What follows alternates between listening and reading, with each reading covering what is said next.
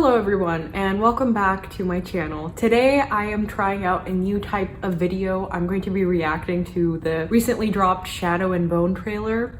Here's the thing, I have not actually read any of Leigh Bardugo's books, let alone the Six of Crows and Shadow and Bone books. However, as many of you may know, there is going to be a Wheel of Time show coming out sometime, probably not this year, maybe next year.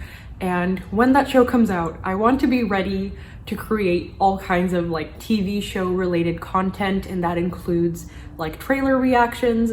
And so I figured I would start getting used to making this kind of content. So even though I haven't actually read Six of Crows, I've read plenty of Twitter discourse about the series. So it's basically the same thing. As always, I hope you enjoy this video and thank you so much for watching my channel.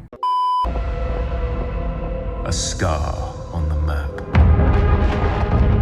that tore our country in two. Right off the bat, I'm really loving the costume design. I like that it's not, you know, the typical medieval fantasy genre type costumes. It's like obviously very like military inspired, and I know that this book is supposed to be like Russian inspired as well, so that definitely comes through in this costume design.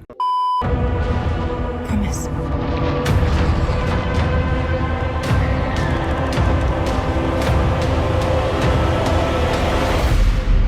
Destroy it.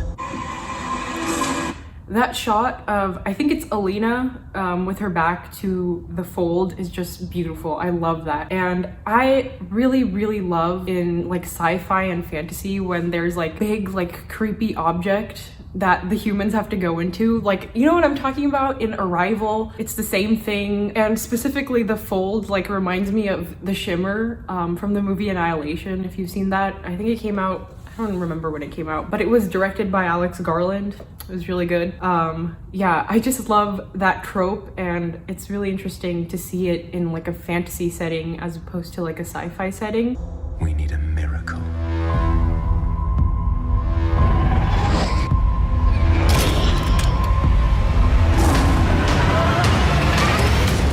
That monster is so fucking creepy. What? What is going on here?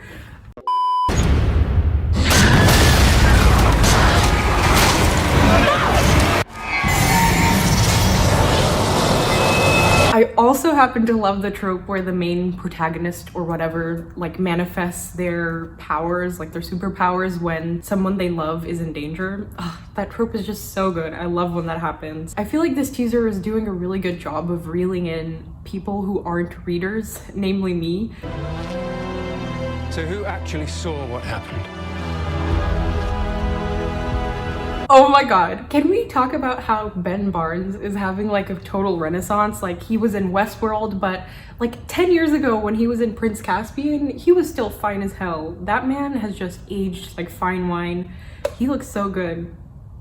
And I'm pretty sure he's supposed to be like the villain of the story. This is the Six of Crows discourse I was talking about earlier, but like I really appreciate a hot villain. Like, you know, I respect it. We were attacked.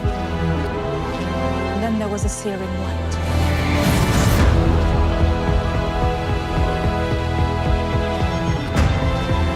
Lift up your sleeve. The tension, oh my god.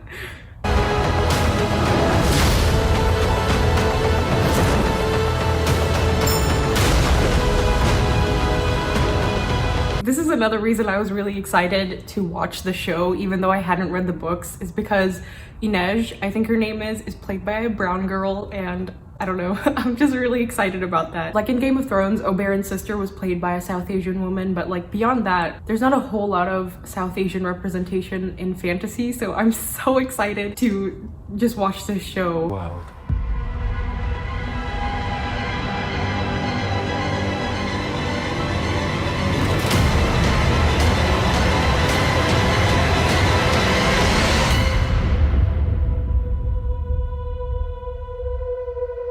Obviously, I think if you had read the books, you would have a lot more context for the things that are going on in this trailer. But as someone who hasn't read the books, I feel like they did a really good job of giving you just enough information and like setting up the like conflict just enough to hook you in. I think this is meant to be a teaser and not necessarily a full trailer, so I like that they didn't tell you everything about like who Ben Barnes's character is or Alina, but like they don't give away too much, and I really like that. And I also have to say that these visual effects in this trailer were really beautiful, especially all the parts where Alina does her like little light, I don't know what to call it. I don't know what she's doing because I haven't read the books, but I think it looks really beautiful. You can definitely tell that Netflix spent a pretty penny on this series, so that's really good. Honestly, I'm most excited for Ben Barnes's character because he's the one that I know the most about, and of course Inej. I'm sad that we only got to see one shot of her in this teaser, but hopefully there's going to be more